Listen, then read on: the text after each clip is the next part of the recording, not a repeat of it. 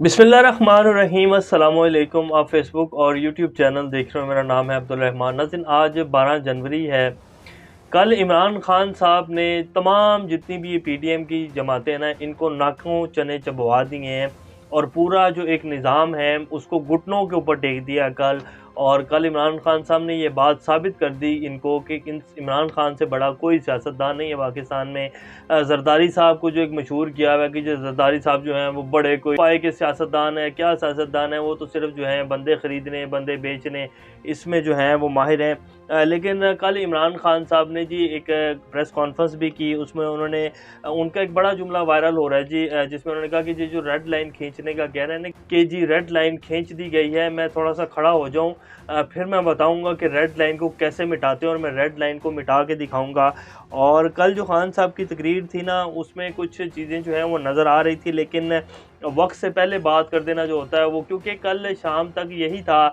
जो कुछ खबरें भी आ रही थी कि जी एतमाद का वोट नहीं लिया जाएगा, बंदे पूरे नहीं हो रहे हैं। मीडिया, तमाम मीडिया के ऊपर, इवन के बड़े बड़े जो सीनियर सहाफ़ी हैं वो भी यही कह रहे थे कि जी एतमाद का वोट नहीं ले सकेंगे, परवेज़ इलाही साहब, इनके नंबर्स नहीं पूरे होंगे और ये बड़ा मुश्किल हो जाएगा। लेकिन फिर कल अचानक से जो है रात को ऐलान किया गया कि जी आज ही के इजलास में एतमाद का वोट लिया जाएगा और फिर 186 नंबर पूरे हो गए और एतमाद का वोट भी हो गया। 2 बंदे जो हैं उसमें से भी लोटे निकल आए और उन्होंने शायद नहीं देखा होगा कि जो पहले 20 लोटे थे उनके साथ क्या हाल हुआ है और आवाम ने उनको कितना ज़लील किया है, जो शायद अब ये लोग भी ज़लील होने के लिए तैयार हो गए हैं। ये कुछ मजबूरियाँ भी होती हैं जी और कुछ कमज़ोरियाँ भी होती हैं और बहुत सारी बातें होती हैं, तो इंसान जो है ख़ुद ही अपने सर पर उठा के मिट्टी डालता है। अल्लाह माफ़ करे, ऐसा होना नहीं चाहिए। लेकिन पता नहीं उनकी क्या मजबूरी होगी, या शायद वाकई उन्होंने कोई अपने पैसे के लिए जो है ज़मीर बेचा होगा, अल्लाह बेहतर जानता है। लेकिन 2 लोटे हुए और बाकी 186 अरकान ने परवेज़ इलाही साहब को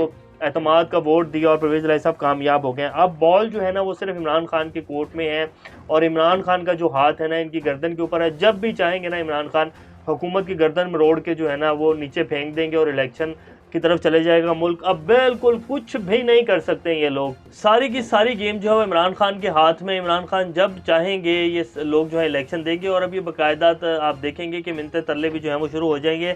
आज जमान पार्क में एक बड़ा अहम इजलास जो इमरान खान साहब की ज़ेर सदारत हो रहा है, जिसमें तमाम सीनियर लीडरशिप जो है वो मौजूद है। और क्या इमरान खान साहब पंजाब और केपी की अब असम्बलियाँ तोड़ देंगे, क्योंकि अब इनके पास कोई ऑप्शन नहीं है। पीडीएम की जमातें जो कर सकती थी इन्होंने कर लिया। इन्होंने पहले अदम एतमाद इन्होंने पेश की क्योंकि इनके पास नंबर्स पूरे नहीं थे, फिर उसको वापस ले लिया। फिर इन्होंने वोट ऑफ कॉन्फिडेंस का कहा तो वो भी ले लिया। अब दोबारा ना तो वोट ऑफ कॉन्फिडेंस का कह सकेंगे ना ही अदम एतमाद पेश कर सकेंगे। तो अब बॉल सिर्फ इमरान खान के कोर्ट में है और परवेज़ इलाही साहब के कोर्ट में है। वो जब चाहेंगे इनको जो है अपने घुटने के नीचे रख लेंगे। तो अब आपको बताएंगे कि क्या इमरान खान साहब असम्बलियाँ तोड़ने जा रहे हैं, इसके हवाले से बात करेंगे। गवर्नर साहब ने जो डीनोटिफाई किया था वो अदालत की तरफ से आज वापस ले लिया गया है और अदालत में समाअत के दौरान जस्टिस आबिद शेख साहब ने क्या कहा है वो भी आपके सामने रखेंगे।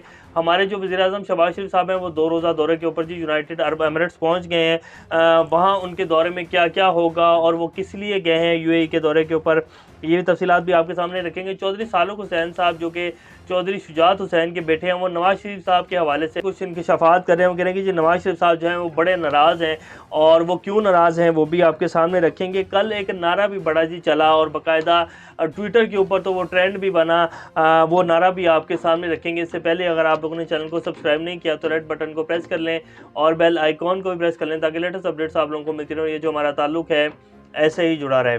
गवर्नर पंजाब ने वज़ीर आला को डीनोटिफाई करने का हुक्म वापस ले लिया और अदालत को आगाह कर दिया। लाहौर हाई कोर्ट में समाअत के दौरान जस्टिस आबिद अजीज़ शेख ने कहा कि आपने अपनी असम्बली के अंदर ये मामला हल कर लिया, जो अच्छी चीज़ है। सब कुछ आईन और कानून के मुताबिक हो गया। चाहते हैं ऐसे मामलों में अदालत की मुदाखलत कम से कम होनी चाहिए। वैसे ये बहुत अच्छे रिमार्क्स हैं जो कि जस्टिस आबिद अजीज़ शेख की तरफ से दिए गया। लेकिन जिस दिन डीनोटिफाई वाला मामला अदालत में आया था तो उस दिन उनको कह देना चाहिए था कि जी गवर्नर साहब बताएं ना कि इनको किसने कहा है कि जी हमें एतमाद नहीं है, कौन कौन से अरकान हैं, उन्होंने कहाँ साइन करके जो है आपको लेटर लिख के दिया है कि जी हमें एतमाद नहीं है, आप इनको डीनोटिफाई करें, नया वज़ीर आला लेके आएँ। तो वो तो कुछ पूछा नहीं गया। पर उनके डीनोटिफिकेशन के ऊपर जो है समाअत शुरू कर दी और बाकायदा केस की हेयरिंग होगी। उस दिन भी ये केस ख़त्म हो सकता था और ये इतनी लंबी जो है कि चला है कि जी एतमाद का वोट लें, एतमाद का वोट लें।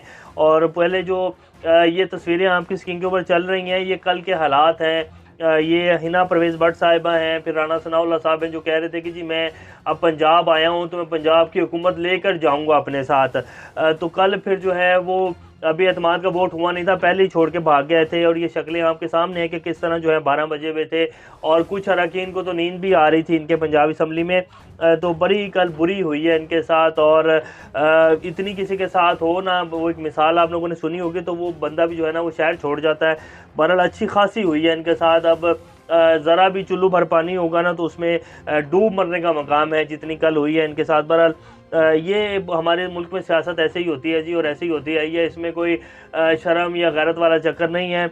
ये मुंह पर मलनी पड़ती है, फिर ही बंदा जो है वो इस तरह की सियासत कर सकता है जैसे कि ये पीडीएम की 13 जमातें कर रही हैं। बहरहाल ये वापस ले लिया गया जी नोटिफिकेशन। हमारे जो वज़ीर-ए-आज़म साहब हैं जी, वो 2 रोज़ा दौरे के ऊपर मुतहदा अरब अमारात पहुँच गए हैं, और हमारे जैसे कि वज़ीर-ए-आज़म कहते रहे कि जी मैंने तो कशकोल हाथ में पकड़ लिया है, और वो खुद कहते हैं बेगर्स आर नॉट चूज़र।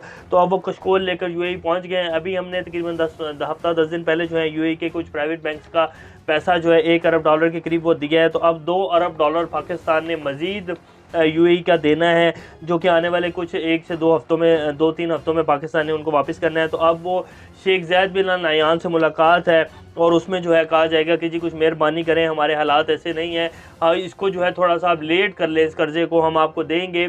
और ये कोई बुरी बात भी नहीं है, क्योंकि पाकिस्तान में बहुत बड़ी सैलाब से तबाही आई है, और इसमें इस हुकूमत का कोई कसूर नहीं है जी। ये अब ये कहा जाए कि जी सारा इन्हीं का कसूर है, और ये जो मुल्क में कितना बड़ा एक बहरान आ गया है महंगाई का, इसमें सैलाब की वजह से भी बहुत सूरत-ए-हाल ख़राब हुई है, बहुत ज़्यादा नुकसान हुआ है पाकिस्तान को। 1/3 हिस्सा पाकिस्तान का जो है सैलाब में डूबा है, जिसकी वजह से सप्लाई चेन, फसलें, बहुत बड़ा नुकसान हुआ है पाकिस्तान को इस सैलाब की वजह से। तो इसकी वजह से भी ये पाकिस्तान में हालात है, तो अब सारा जो मलबा है वो इन्हीं के ऊपर नहीं डाल देना चाहिए। बहरहाल तो अब ये $2 अरब का जो कर्ज़ा है वो मौखर करवाने के लिए गए हैं, और कह रहे हैं कि जी इसको थोड़ा सा लेट कर दें ताकि हम कुछ स्टेबल हो जाएं, तो फिर हम आपको देंगे, और जितनी सरमायाकारी आप हमारे मुल्क में कर सकते हैं इसके ऊपर भी बात होगी। तो ये यूएई का दौरा है जी।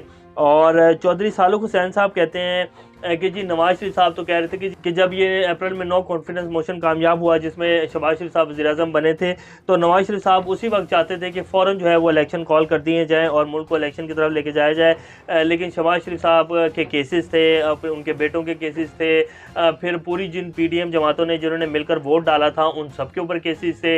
1100 अरब रुपया था जी, फिर 50 से 55 के करीब रेफरेंसेस जो हैं वो जितने बड़े बड़े सियासतदान हैं उनके वापस गए। तो सब ने ये तरमीम तो करनी थी ना, उसके लिए फिर टाइम तो चाहिए था। तो वो उन्होंने भी कहा कि जी कुछ फौरी तरमीम करनी थी, और कुछ आइन में तरमीम करनी थी, ताकि दोबारा से जो है वो सियासत का जो है निशाना ना बनाया जाए, इंतकामी केस जो है वो ना किए जाएँ। तो इसलिए लेट हुआ, लेकिन मैं फ़ौरन चाहता था कि जो है इंतखाबात हो जाएँ, लेकिन इन्होंने ऐसा नहीं किया। और कुछ इत्तेहादी जमातें भी फ़ौरन इंतखाबात के जो है मुखालिफ थी। उनमें सबसे बड़ी मुखालिफ जो है वो पीपल्स पार्टी थी, और वो ये नहीं चाहती थी कि इंतखाबात हों, और उन्होंने बहरहाल जो है नून लीग का रगड़ा निकाल दिया है। पीपल्स पार्टी ने बड़ी सोची समझी साजिश के तहत जरदारी साहब ने, और बहुत बड़ा कार्ड खेला है जरदारी साहब ने, और सारी लानतें जो हैं, हालांकि सब ने मिलकर गिराई है इमरान खान की हुकूमत, लेकिन सारी जो लानतें हैं वो पड़ी सिर्फ शहबाज शरीफ साहब को और नून लीग को हैं, और मौलाना साहब भी साइड पर होकर बैठे। उनकी तो वैसे भी 2-4 सीटें थी। बहरहाल जरदारी साहब ने जो है बहुत बड़ा हाथ किया है, और अब ये जो हाथ हुआ है इनको पता भी चल चुका है कि हमारे साथ जो है बहुत बड़ा प्रैंक किया जरदारी ने। तो अब कह रहे हैं कि जी नवाज शरीफ साहब जो है वो बड़े गुस्से में हैं, और वो ये नहीं चाहते थे कि जैसा किया गया शहबाज शरीफ साहब की तरफ से। तो ये इस टाइम की जो सूरत हाल है। कल एक नारा जी रात 12, साढ़े 12, 11 बजे के करीब बहुत ज़्यादा ट्विटर के ऊपर चला। 186 नंबर जब पूरे हुए तो ये बाकायदा जो है लिंक किया जा रहा है चौधरी फवाद साहब से कि उन्होंने इस नारे को जो है बाकायदा इस तरह के कलमात जो हैं वो कहे हैं, यानी कि इस नारे के मौजब हैं। फवाद चौधरी साहब ने कहा कि बिलावल भूखा, मरियम प्यासी, 186 186। तो ये पाकिस्तान में जो है फुल टॉप ट्रेंड के ऊपर है, हर वेबसाइट के ऊपर जो है ये नारा चल रहा है, बिलावल भूखा, मरियम प्यासी, 186 186। तो इसके जो मौजब हैं वो चौधरी फवाद हुसैन साहब हैं, क्योंकि सबसे पहले ट्वीट उन्होंने ही किया था। इमरान खान साहब कह रहे हैं कि जी मैं थोड़ा सा खड़ा हो जाऊं, तो ये जो रेड लाइन लगाने वाले हैं ना, इनको मैं बताऊंगा कि रेड लाइन जो है वो कैसे मिटाई जाती है। तो अब बॉल जो है इमरान खान के कोर्ट में है, अप्रैल में नहीं तो मई या जून में पाकिस्तान में इलेक्शन है। कभी भी ऐसा नहीं होगा कि जैसे ये हुकूमत चाह रही थी कि जी इलेक्शन नहीं होंगे, हम जो है असम्बलियों की मुद्दत बढ़ा देंगे, तो वो कहानी तो ख़त्म हो गई। और नवाज शरीफ साहब भी अब वापस आना जो है उनका बड़ा मुश्किल हो गया है। 70 to 80% चांस है कि वो वापस नहीं आएंगे। और बहरहाल वो गुस्से में बहुत हैं। और ये भी खबरें आ रही हैं कि जी वहाँ झागे निकल रही हैं मुंह से, और समझ नहीं आ रही है कि अब क्या करना है। तो ये सूरत हाल है। इमरान खान साहब के आपके आने वाले प्राइम मिनिस्टर हैं। इंशाल्लाह पाकिस्तान बेहतरी की तरफ जाएगा, और ज़रूर जाएगा। अभी तक के लिए इतने, अपना ख्याल रखिएगा। अल्लाह हाफिज़।